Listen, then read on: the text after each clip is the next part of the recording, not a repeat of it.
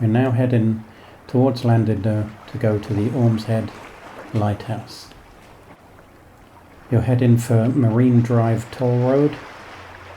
You're heading to the north of Llandudno and you end up on North Parade, which takes you past the Grand Hotel and then the pier. You carry along the Happy Valley Road and that brings you to the Ormes Head Marine Drive.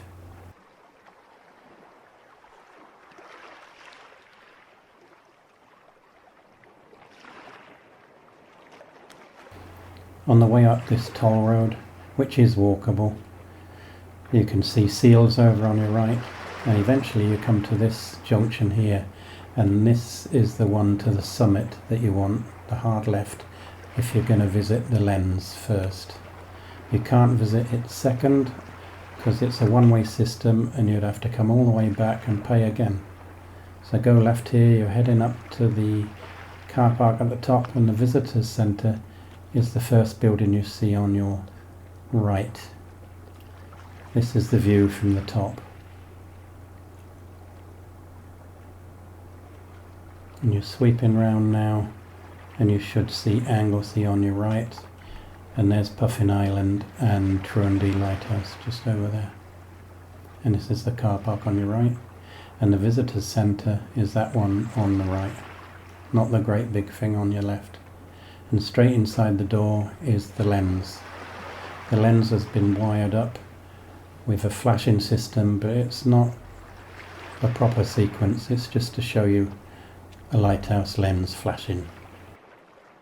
In 1827, a semaphore chain was set up between Holyhead and Liverpool.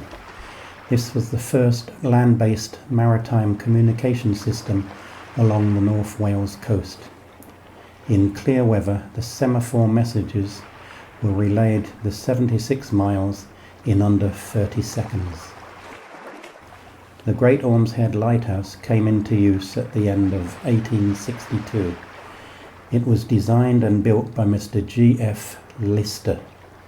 Its light was 325 feet, that's 99 metres, above sea level, higher than any other light in Wales. The original light was a paraffin wick lamp.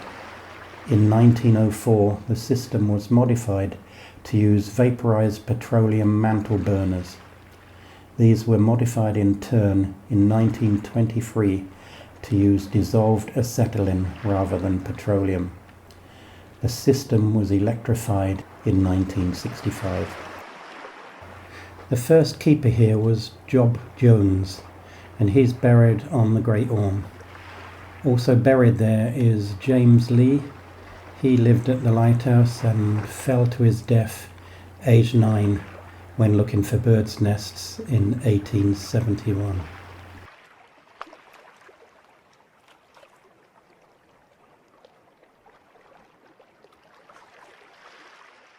The last keeper was Ken Chapman.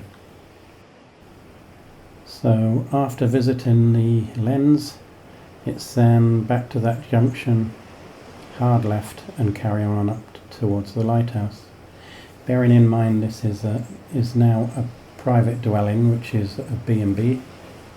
You can't just roll up and expect to walk through the grounds and take photographs without contacting the owners first. You may be able to park at the side of the road, but it's not safe really to do so. Your best bet would be to carry on a little bit further up the road if you can't find anywhere to park, because on your right up there is the cafe where hopefully they'll allow you to park in their car park as long as you visit them afterwards and walk back to take photographs. But as I said, it's somebody's home, it's somebody's business, so it's polite to phone them first to ask if you can go in the grounds and take photographs.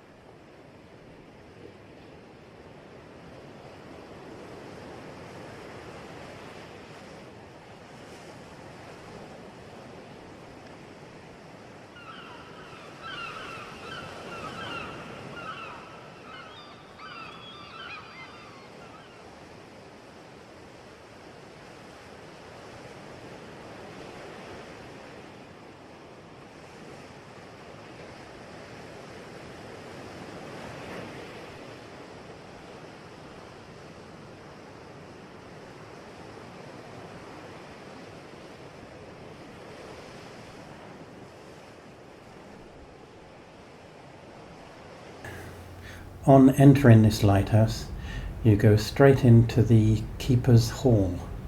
This has a unique feature. It's 19 feet, about 6 metres high, of pitch pine panelling and gallery.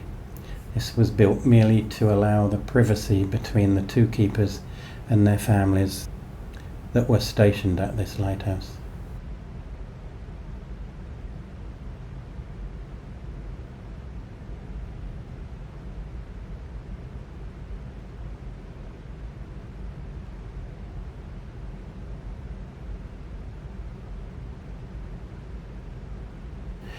I shall put details of the website to visit if you wish to stay in this lighthouse, and I'll put that in the description of this video. There appears to be 3 rooms that you can stay in: the principal keeper's room, the telegraph room, and the lamp room.